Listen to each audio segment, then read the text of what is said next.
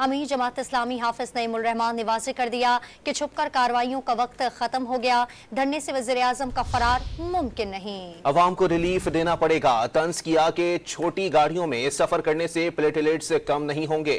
دو ٹوک پیغام دیا کہ آئی پی پی سے معاہدے ختم اور تنخواہ دار طبقے پر لگائے گئے ٹیکس واپس لینا ہوں گے۔ ہماری کسی بات کا جواب نہیں ہے ان لوگوں کے پاس۔ میڈیا پہ جب یہ بات کہتے ہیں کہ یہ قابل عمل نہیں ہے تو مذاکرات میں یہ بات ثابت کیوں نہیں کر پاتے؟ اسی لیے ہم اب کہہ رہے ہیں ان سے کہ چھپنے کی ضرورت نہیں ہے۔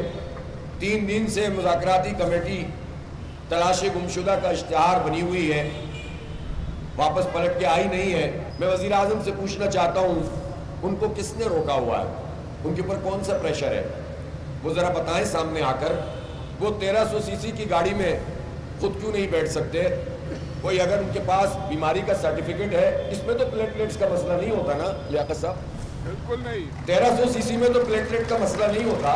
وزیر اعظم یا ان کی بھتیجی وزیر اعلیٰ یا دیگر صوبوں کے وزیر اعلیٰ اور گورنر یا آرمی کے اعلیٰ افسران یا ججز یا جو بھی بیوروکریٹس ہیں، یہ ہمیں بتایا جائے کہ وہ چھوٹی گاڑیوں میں کیوں نہیں بیٹھ سکتے۔